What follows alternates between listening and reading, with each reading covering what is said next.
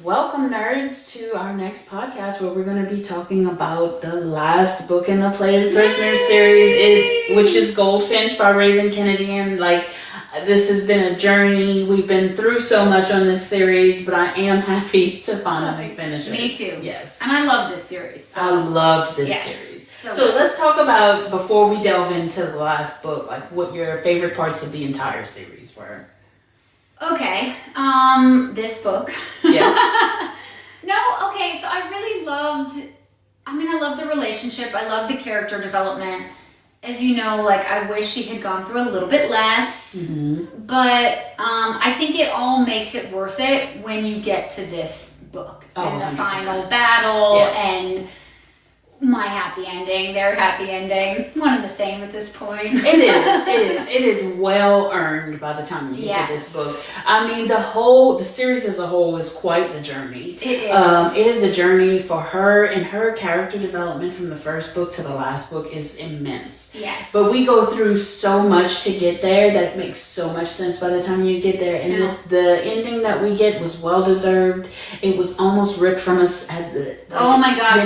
This book. Oh, so much. I love it. But the series as a whole, 5 stars. I have Roman empires, right? Our favorite Roman empire is always going to be TOG. Always. For me, from Blood and Ash, everything Sarah J. Maas and this series. Yes. I loved it. I loved it. I love everything about it. I love how strong of a character she is. I love the mailman character because he has the dirtiest mouth. He has the dirtiest mouth of any mailman character in a fantasy series I have ever read. I absolutely love Slade. Well, I think when you can go through 6 books and not be bored and even walk away being you could have stretched it to 7. I would have kept reading. Yes. That's the sign of a really good story. 100%. I was invested. I will die on this hill.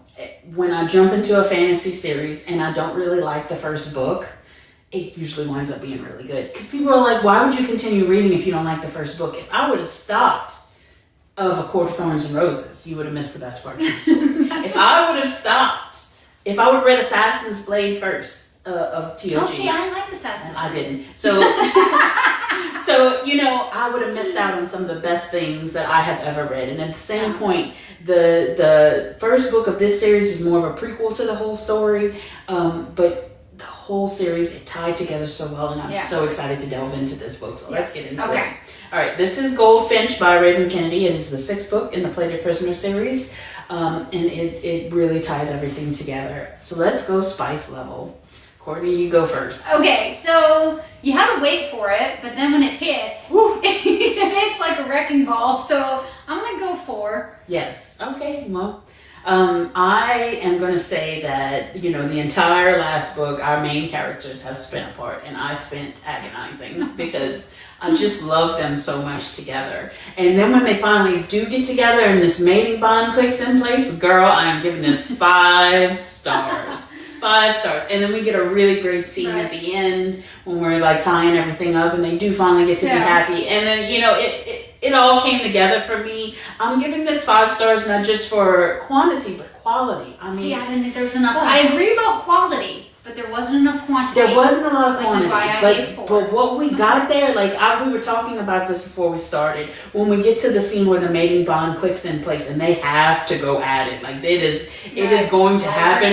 It could happen in front of people at this point. They have to run to get somewhere to be alone so that they can finally get this mating bond together. And when they finally do, it is epic and it was good. See, and but in the middle of war, I struggle with that. I struggle with that. I'm stressed out. I'm your friends are dying on the battlefield. I want this, but there's other stuff happening. I had waited so long that those friends could bleed out a little bit longer. Okay, you were fine with it. I was so good with it. So let's talk about trauma level for this book because we do have some trauma. We had to wrap up a lot of storylines. I cried. This was a 4 for me because I cried out loud multiple points in the book. Yeah. I just sobbed.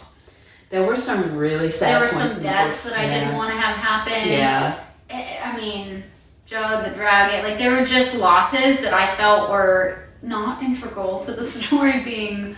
But she had to end some lives. Everybody couldn't make it to the end. And for me, I really cared about Melina. I know you didn't, No. but Melina Don't give a was crap. was a big part of the story for me by the end of this, because I really did. And I don't always love when an asshole character gets a good character arc. I'm not a Nesta lover, so you would think that I wouldn't like Melina. You would, but I loved Melina by the end of this, because she did come around, and her and her shadow man really got the opportunity to be happy for like 10 minutes.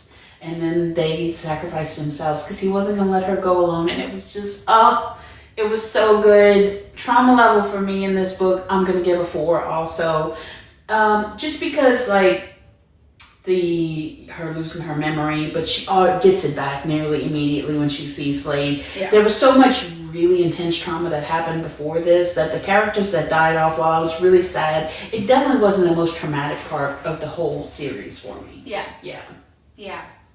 So let's jump in, can you tell us where we start off with this so we can get a good orientation? Right, so at the beginning of Goldfinch, she has been taken captive and they are trying to erase her memory. So the last book ends with her realizing she's like got these brain worms that are trying to basically dissolve her identity and reset her to make her pliable, to make her compliant. I think Slade's dad, the Breaker, basically plans to use her to subdue the resistance. Basically say she's come to our side. And so the whole first part of this book is her fighting against the brain worm, and she does it with a little bit of rot, which is kind of cool. Yeah. That combination is Slade, and at some point so she gets these breakthrough moments of realizing things aren't right. There's a lot of confusion.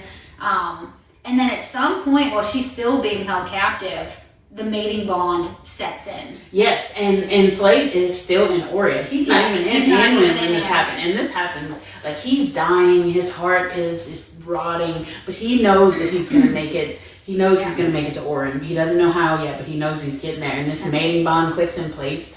And all at once, his heart heals. Yes. But not only does his heart heal, he gets a golden scale and a dragon. The dragon. Listen, I am all here for dragons. You have to have a dragon. You have to. I was like, we get a dragon. I was so super excited about this. It was really, really cool. And then he uses the dragon to, like, destroy the Fae. He helped save Fifth Kingdom. Yeah. No, this is a really cool. This is probably the first point in the book where you get, like, a little bit of that hope coming back, because she's trapped, she's fighting this horrible person, it feels like the Breaker's winning, Slade's still desperate trying to get to her, and then they have this bond, and it's just like, okay, now we're kicking, here we go. Yes, so he stops real quick, helps everybody in Fifth Kingdom destroy the Fae army with his really cool dragon that rots everybody. It's epic. This was one of my favorite parts.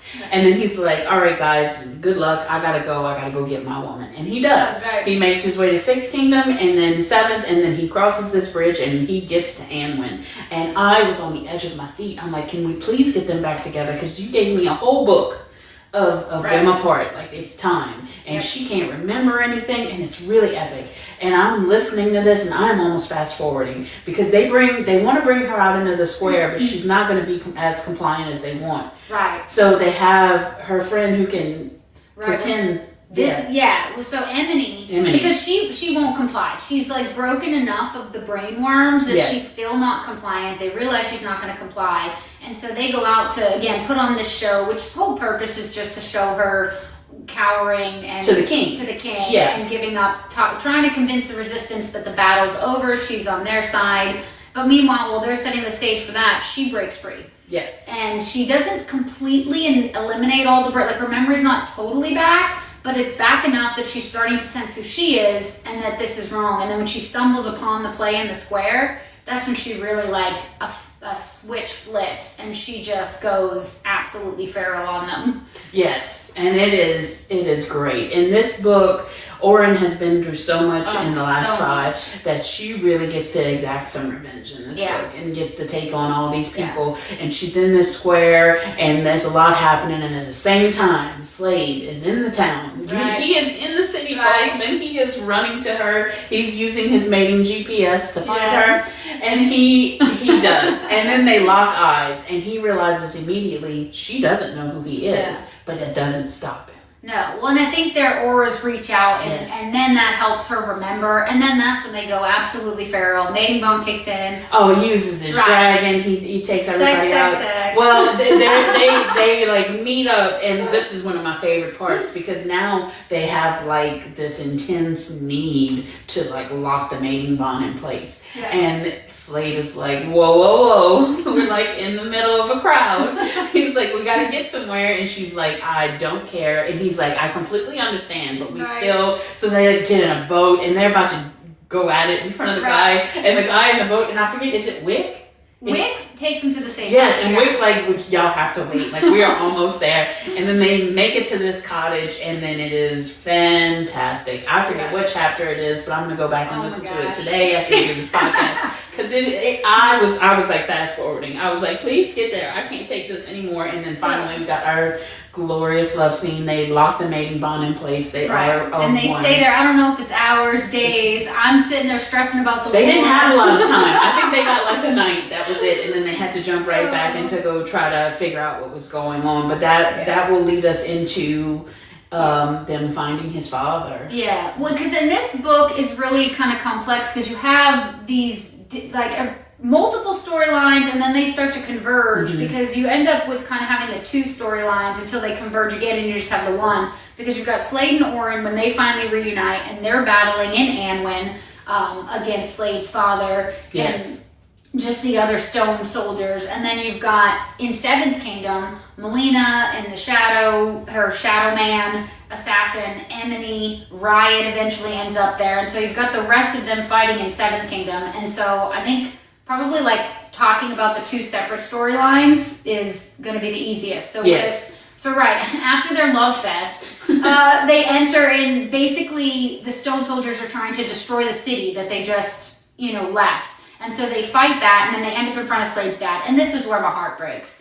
Like, Slade's dad catches, the mother's there too, he's holding her hostage, Slade's helpless, caught in this magical net, and Oren's battling the father. His poor little dragon dies. You've known this dragon for like, what, 5 chapters? I was 10 maybe? so very sad. cried. Because I got so excited about the dragon, and then he died very shortly after. And I was so sick because I really thought that he would come back, and he doesn't. He does at the end. Oh, did he come back at the end? Yeah, he gets a little baby dragon at the end. Oh, it's a new dragon. It's a new dragon. It's a new dragon. It's not that dragon. But it's at I'm talking the very end that's of the book. right. So you really think that he's never going to come back. But not only does he die in this battle, Oren dies in this battle. Oren dies. But so him and his mom were caught up in that the net that wouldn't allow him to use his powers, and he can do nothing but watch his father, the Breaker, kill Oren. Yeah. And she is on the teeter-totter edge of death. So he finally breaks free of this net and kills his father. Yes, rots him to death. It honestly went too quick for me. It did.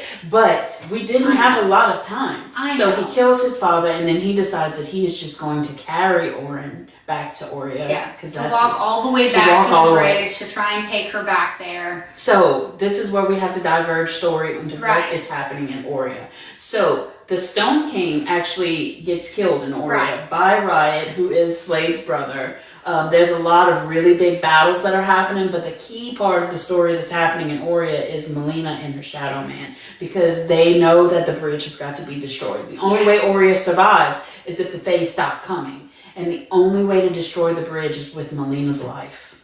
Yeah. She started it with her blood. And something one of the twins says to her keys her into that she can finally, her willingness, she can take that away. And look, I'm glad that it happened. I'm glad the Fae stopped coming, but I still didn't like Melina. I didn't care. I wanted her to be happy. I did, because she went back. She tried to save her kingdom. Everybody was really awful to her, which she completely deserved. Yeah. But I wanted somebody had to die, and I was sad that she died, and that made the story so good for me. I was more sad that the Shadow Assassin died with her. I mean, I get it was a situation where he didn't want to live without her. He didn't. But I was like, and then I really thought they were going to come back. Spoiler, they do not. They do not. They are dead. They died. Judd dies. Oh my God, that broke my heart. That was really sad. He saves Riot. His death, he saves Riot when they come over to fight the Stone Soldiers and Carrick, the Stone King, in Seventh Kingdom. yeah, Judd sacrifices himself for Riot, and that It just was broke really my heart. sad. That broke my heart. And then it broke my heart again later when they toasted him. He was just such a fun, light, lovable character. He was, and that's why I knew that's- he was probably going to die. You clocked it? Yes. I was like, the side characters are going to go. Oh, I cute. wasn't expecting Melina, but it did feel right for the story for her to die. And because she came full circle. I know you did. I did like her by the end of this. I was here for her redemption arc. And then the ultimate redemption arc, self-sacrifice. So thank you, Melina. Yeah. I appreciate your sacrifice. Mhm. I was really sad that she died, but that I teared up a little bit for that one. And then the bridge is destroyed. Yeah. So that brings us back to Slade and Orin. Well, hold on for 1 second. I do want to talk about Emily because she was one of my favorite characters. Yeah. So we've talked about her in some of the other books because she gets introduced earlier, but she's a shapeshifter. She's the one who has actually had to imitate Orin on stage, and so she had gotten when that battle, when Orin attacked all of them on the stage, she got sucked into Oreo with the king. He took her with her, and so she's a really big part of how Melina and the Shadow Assassin even get to escape to be able to destroy the bridge. And this girl is just, she just gets whooped over and over, like absolutely bloody, beat up. But she keeps going. She does. She is a very strong character, and she is very important for the story. And she's funny, like her internal dialogue, she's getting her ass kicked, and she just, I don't know, there's just something about her that I found really endearing. So like, I love her, and she has a really important part because eventually she's the reason that everybody else reconnects with Slade and Orin. She gets them all back. But yeah, so Orin has been killed, Slade's carrying her body to the bridge, and this is when the storylines converge, because as they're coming up on the bridge, Melina is sacrificing herself to destroy it, and then they fall into a void. Yes. And Orin is dying. This is it. Slade's going with her. He's fallen into the void with her. They're just going to float forever, I guess, and be dead. But then she decides, you know what? This isn't the end of my story. And the best part of this book, her ribbons turn into wings. Yeah. She comes back to life. She grabs onto Slade and she flies them right back out of the void. And it's glorious. It was heartbreaking. You really thought this was it. And then she comes back to life and she is the savior. It is Orin. Yeah, I really didn't see it coming. It's one of those when the whole time he's carrying her dead body, it's like, no, this can't be it. But I didn't trust Raven. I'm like, is this how you're gonna do this to us? She'd done so many. She had done so much trauma. I was like, oh god. It couldn't have been the end of Orin's. We didn't go through all that for her to die like this with the breaker. I was crying this whole time. I was so scared that this is how this was gonna end. Yes. So she comes back, they make their way back to Anwin, they realize that they can't get to Oria. Yeah. The bridge is destroyed, it's destroyed the magic that had connected these two places together. And then with Orin's magic, because everything around the bridges had died, she actually restores the power so that everything comes back to life. Anwin is whole again, and they're all going to live happily ever after, and everybody goes, yay, our new queen. And she's like, well, no thank you. Actually, no. I don't want to be queen of anything. I would just like to, for once, be happy and live my life. And I don't want to be in charge. Such a powerful choice. And she deserved that. She did deserve that. She deserved that so much. She did not want to take care of everybody. No. She's like, can I just be with my mate? Jesus, I wanted her to just be with me. I did too. Yes. And you do get a really nice scene of them under the starlight where they have like they get like another little spicy scene. But ultimately, she's telling everybody, look, I'll help y'all get through this time. But my cousin Wick really wants this. And he's a really good guy and he's going to take care of everybody. And he does. He steps up and, it works out. And then everybody in Oria is really sad that they can't get to Slade and Orin. But that is because that's key for your girl, Emery. Right. Emily ends up telling them about Fae rings, and one of the surviving twins can create them. And so they all take a Fae ring over to Anwin, and they eventually meet up. I think right after Orin comes back to life. Yes. They end up meeting up with them, and then that's a nice reunion too, because Riot gets to see his mother. Yes. And they all that's when they celebrate Judd's life, and that made me tear up again too. Like when they toasted him, because they always used to have these little fights over who got the wine. That was part of the toast. It was just a really cute for all the trauma in it, and we've said it before, we'll say it again, like she did such a good job of blending and weaving, like she did. Trauma moments, real human emotion, and just like the depth of it. You know, even when things get a little lighter, there's that like undertone of kind of like pain and suffering that's just so honest. Yeah. Yeah. It was great. I really love the way that we tied up everybody's stories. Rissa and Rissa and Orson. They wound up together. Osric. Yes. That was a great end. The only person who didn't get that. a really nice bow in their story was Riot. Yeah. I feel like she left that open in case one day she wants to write some more of this. Some of his stories. I think it would be Riot's story, and I'm here for it. Raven, if you want to write this, I will read it. I will read it all yes. day. I will eat this up. Any chance I get to visit with Slade, I'm here. You know, like he is my just probably top 3 favorite main characters of all time. Yeah. But so like overall rating for this book. 5 stars. 5 stars. 100%. I mean, this was what everything was building to. Don't get me wrong, I liked a lot of the other books. Mm-hmm. Not quite as much, but after everything you go through in books 1 through 5. It was for this. It was satisfying. Yes. You needed it. It was painful and satisfying, which again, she does really well. So let's now that we finish the series, give the whole series a rating. Oh, that's hard for me because I love this series. I'd recommend it to anybody. Mm-hmm. I don't know. I'd probably give it 4 or 4.5 stars. Like this book for me is definitely a 5, but there was just so much, and some of it was slow. Some of the books I didn't like as much, but you have to read it all. You do need it all. Yes. But I'll go with a 4.5. I'll go with a 4.5 too, just because like some of the trauma felt a little drawn out. I mean, we trudged through it so long with Oren, and she does wind up being a really strong female character, but her development from the first to the last book was intense. Yes. And you needed all of this to get there. So, I mean, Raven Kennedy did this beautifully. The only reason I'm not giving it 5 is because 5 is reserved for just the most special of specials, and this is almost that. It's so close. There were so many books that were perfect in this, and there was some of them that were a little slow for me. But I recommend this to anybody who likes fantasy. This is a great fantasy series to start with, to jump into the middle of. I had somebody recently who was like, I want to start fantasy, where do I start? I was like, you start with Agatar. And she got really into that, and she's like, where do I go next? I'm like, next you go Play the Prisoner. This is a great place to intro people into fantasy, or if somebody who loves fantasy, this is a great place to go. I mean, I will reread this, and that's saying something for something that's 6 books long. No, and I would actually be curious to read it, because part of it, going through it, not knowing exactly how it was going to end, not trusting that it would necessarily be a well-earned, happy ending, there was so much trauma, and even just seeing Oren in a certain way, some of what reserves me from giving it a total 5 was just, some of that character development felt painful to me.